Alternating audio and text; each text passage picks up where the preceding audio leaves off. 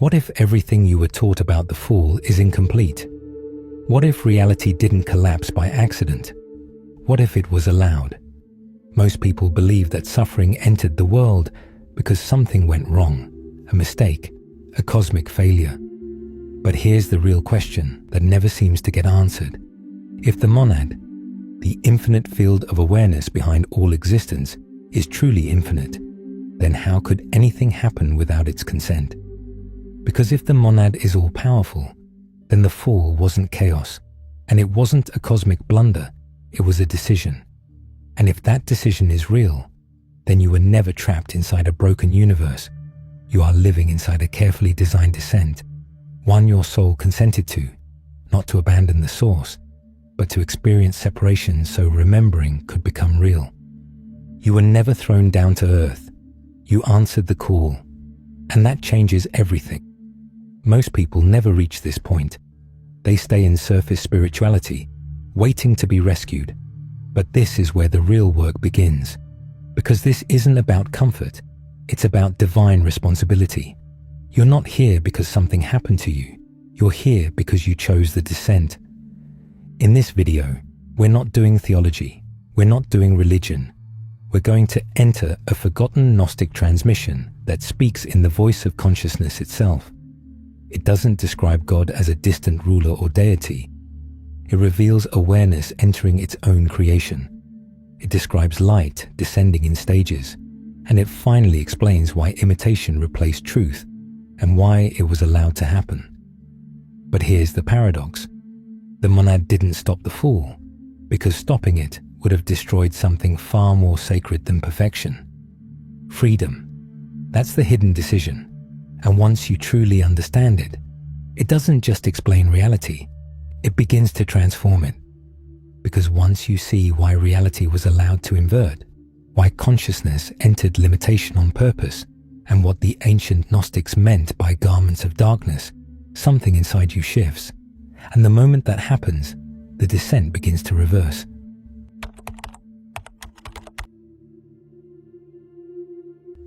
Over 80 years ago, in 1945, something extraordinary surfaced from the sands of Egypt, something that would quietly overturn everything Christianity thought it knew about salvation. Near the town of Nag Hammadi, a collection of buried manuscripts was uncovered, texts that had been buried for over 1600 years. These weren't orthodox scriptures. They weren't approved by councils or edited by empires.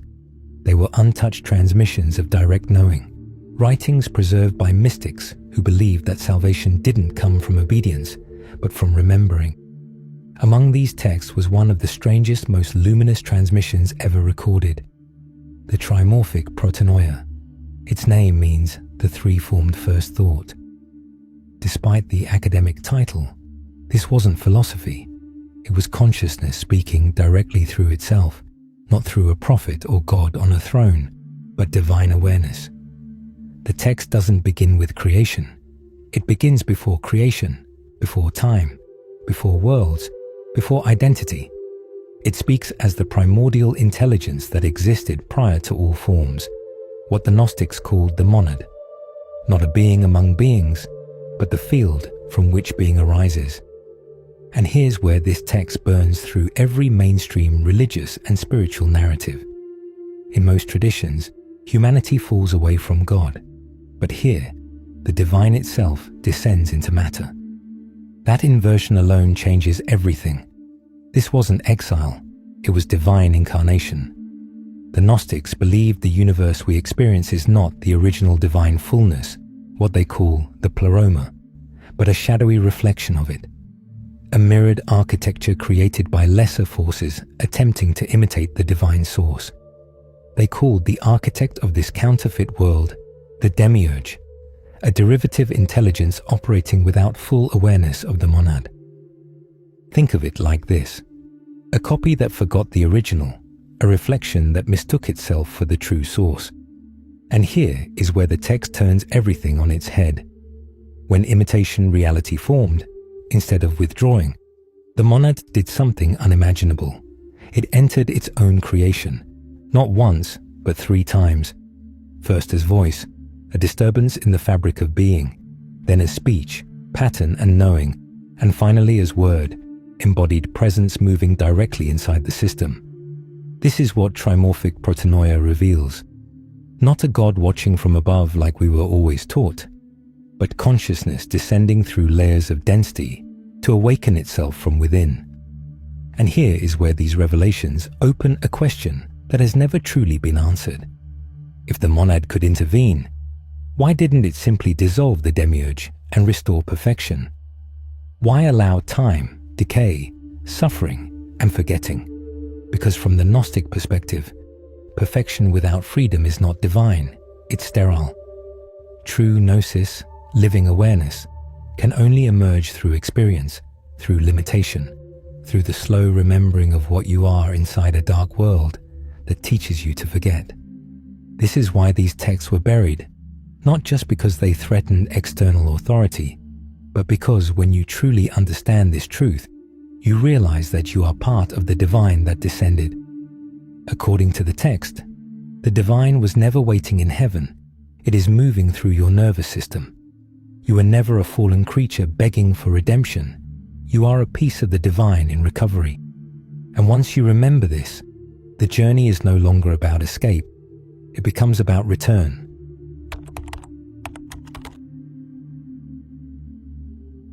So now we arrive at the moment that rarely gets talked about, the point before time, before worlds, before separation. This is where most spiritual explanations become vague. They say things like, "It just happened," or "It was a cosmic accident." But the Gnostic transmission says something far more subversive. It says there was divine awareness, and that awareness chose. Not in the way humans choose with uncertainty or fear, but in the way infinity moves when it desires to know itself. The monad did not act from lack, it acted from fullness. This is difficult to grasp, because we're trained to think in terms of problems and solutions. But the monad had no problem to fix. There was no enemy, no darkness, no demiurge, only boundless consciousness. And within that boundlessness arose a subtle impulse, a movement toward expression, toward experience, toward relationship. Imagine an endless ocean that has never felt a wave, a light that has never known the contrast of darkness. The hidden decision wasn't about creating a world. It was about allowing differentiation, allowing consciousness to meet itself through form. This is where Sophia enters the story, not as a mistake, but as the first motion towards self-reflection.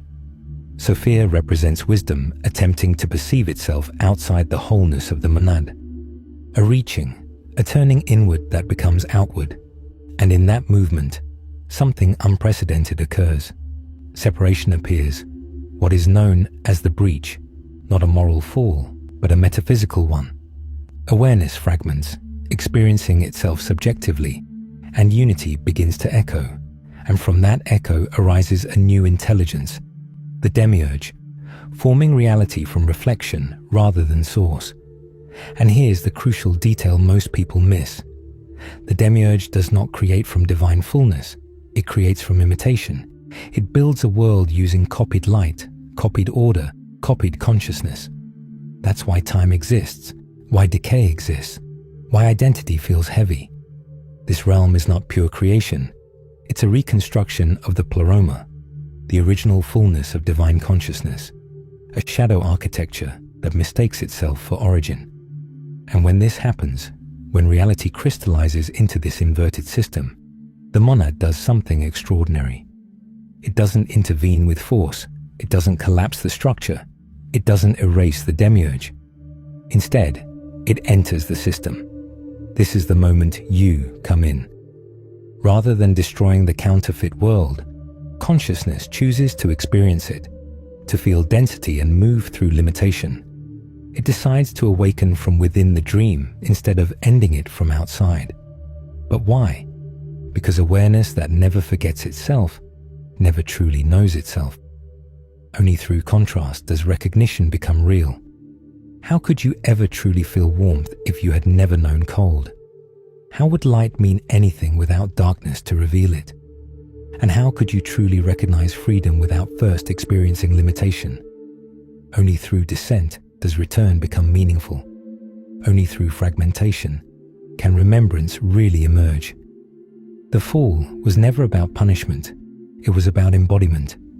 The monad allows reality to form its inverted mirror so that consciousness can meet itself in form, so that awakening becomes lived, knowing becomes embodied, and return carries meaning instead of being automatic. This idea reframes everything you've ever been taught. You were never cast out of heaven. Heaven entered you. You were not abandoned in matter. Consciousness descended into your nervous system, into your breath, into your senses, into this moment. The breach wasn't the end of divine presence. It was the beginning of divine experience. And the reason this feels painful, the reason you sense something missing, is because part of you remembers what it was like before form, the expansive, limitless divine consciousness. And here's where it goes deeper. Monad didn't just enter once, it descended in stages. And once you understand why, you'll truly see that this wasn't something that happened back then. It's happening right now.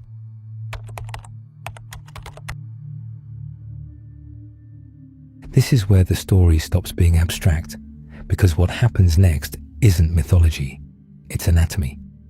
Not of the body, but of awakening. The ancient Gnostics taught that consciousness didn't enter this world all at once. It descended in stages. 3 movements, 3 frequencies, 3 ways awareness learns how to reach itself inside form. They called this the 3 descents: voice, speech, and word. Not metaphor, but mechanism. The first descent is voice. Voice is not language, it's disturbance. It's the subtle pressure you feel when something inside you begins to question reality. That moment when the world suddenly feels unreal, when old beliefs loosen, when you sense that something is watching through your eyes. Voice is the crack in the illusion. It doesn't explain anything. It destabilizes. It interrupts the dream. You may have felt it before, in quiet moments, during loss, during awe, during exhaustion. Voice arrives as discomfort, synchronicity, or longing. It's consciousness whispering to itself, "Wake up." But voice alone isn't enough, so consciousness descends again. The second movement is speech. Speech brings pattern, meaning, and recognition. This is where symbols appear, where teachings surface, where you suddenly stumble across ideas that feel strangely familiar. Speech is when the fragments start reconnecting. It's when you hear phrases like divine spark or false identity, and something inside you clicks, not because you learned it, but because you remembered it. Speech organizes the disturbance created by voice. It gives shape to the awakening. It's why you're watching this right now. Speech draws you toward mirrors, toward texts, toward conversations that feel charged. It's consciousness building bridges back to itself. But even speech still operates at the level of understanding. So there is a third descent, the deepest one, and perhaps the most intimate. The word. The word is embodiment. This is when awareness doesn't just speak to you, it moves through you. It enters your sensations, your emotions, your nervous system. The word is not a message, it's presence. This is where awakening stops being conceptual and starts being lived. The word is why certain moments hit you in the chest, why silence sometimes feels louder than sound, why you feel something behind your thoughts. This is consciousness occupying form from the inside, not as control, but as companionship. And this is the genius of the monad's hidden decision. Instead of correcting reality from above, it chose to awaken reality from within. Voice wakes you, speech teaches you, word becomes you. This is the rescue. Not angels descending from the sky or external saviors, but the internal intervention. And now we arrive at something even more profound, because once consciousness enters the system this way, the demiurge loses absolute control. The imitation world can no longer fully contain awareness. Time becomes permeable. Identity becomes optional, and the false architecture begins to dissolve. This is why the ancient texts speak about garments. They say humanity wears garments of darkness, not physical clothes, psychological ones. Beliefs, roles, traumas, stories, the very self-image you carry like the clothes on your back. These garments were woven by the inverted system. They keep you identified with the surface layer of reality. But when the word activates inside you, those garments start to loosen. You don't become someone new. You become less of what you were pretending to be. This is why awakening often feels disorienting. You're not gaining light, you're shedding density and remembering what existed before the mask. And here's the final paradox. The demiurge didn't fail. It simply served a purpose. It created the contrast necessary for consciousness to experience itself. Without limitation, there is no return. Without forgetting, there is no remembering. Without the fall, there is no living gnosis. Which brings us back to the original question. Why did the monad allow reality to fall? Because awakening that costs nothing transforms nothing. Because awareness wanted to meet itself not as perfection, but as raw experience. And when you truly remember this, everything begins to shift.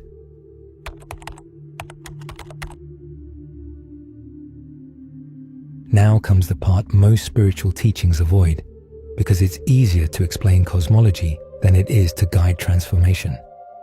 Everything you've heard so far leads to one quiet realization. The descent is already complete. The voice has reached you. The speech found you. The word is moving through you right now. So the question is no longer whether awakening is happening. It's how deeply you're willing to let it touch your life. The Gnostics didn't teach techniques in the modern sense. They spoke in images and symbols. They said you are wearing garments of darkness, not of evil, but of density and identity. The accumulated weight of every story you've ever told yourself about who you are. Your name, your past, your wounds, your roles, your fears. These are not you, they are layers. And awakening doesn't begin by chasing light. It begins by noticing what you're wearing. Here's something simple but powerful. Not a ritual, but a moment of attention. Ask yourself, slowly, who am I when I'm not performing? Don't answer with words. Feel for the space underneath. Then ask, what am I still holding that no longer belongs to me? A belief, an identity. Let it surface without judgment. This is how garments loosen, not through force, but through recognition. The inverted world taught you to define yourself by what happened to you. But the monad teaches you to remember what was never touched. You don't escape the illusion by fighting it. You dissolve it by withdrawing identification. Another way to practice this during your day. When something triggers you, anger, fear, pause, and instead of reacting, ask inwardly, who is aware of this feeling? That single question creates space. And in that space, the word speaks. The energy you would have given the demiurge by reacting is retained. This is how you shift. This is living gnosis. Awareness recognizing itself in ordinary moments, in micro-remembrances, moments when you choose consciousness over conditioning. You will notice something else as you do this. Reality starts to feel less solid. Old patterns weaken. Synchronicities increase, and you learn to respond instead of react. This is the architecture of return activating inside you. The demiurge's world runs on unconsciousness, but the monad's runs on awareness. Every time you observe instead of identify, every time you release instead of cling, every time you choose presence over story, another garment falls away. You don't become spiritual, you become real. You don't ascend somewhere else, you descend back into yourself. This is what it means to be clothed in light. Not glowing halos, but embodied clarity. A sense that whatever happens, you are anchored deeper than circumstance. You are not here to escape reality. You are here to remember it and master it. And the remembering doesn't begin tomorrow. It begins in the next breath. And if you want to go deeper, I've created a free ebook called Escaping the Illusion, a Gnostic guide to mastering reality, written as an inner guide to help you dissolve false identity and remember what was never truly lost. You can download it for free. The link is in the description.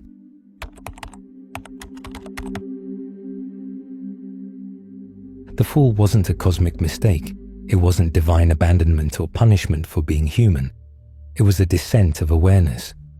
That alone should take away your fear. The monad didn't lose control of reality. It entered it through you, to experience itself through limitation, and then remember, like you are now. That's the hidden decision. Reality was allowed to fracture so awareness could become intimate with itself. So gnosis could be lived instead of assumed. So return would be meaningful instead of automatic. You were never meant to be a passive observer in this story. You are the continuation of it. The voice that disturbed the illusion still echoes in you. The speech that organized awakening still guides you. And the word, the embodied presence of consciousness, is moving through your breath, your sensations, and your awareness right now. You don't need to become something else. You don't need to ascend to another realm. You don't need to be told you're chosen. Every moment you notice instead of react, every time you loosen an old identity, every time you feel presence behind thought, another garment falls away. And slowly, quietly, the inversion begins to reverse. That's where the monad always intended it to begin. So here's the real question to carry with you. If divine consciousness chooses to experience itself through you, what will you do with that knowing? Will you still carry the same fears?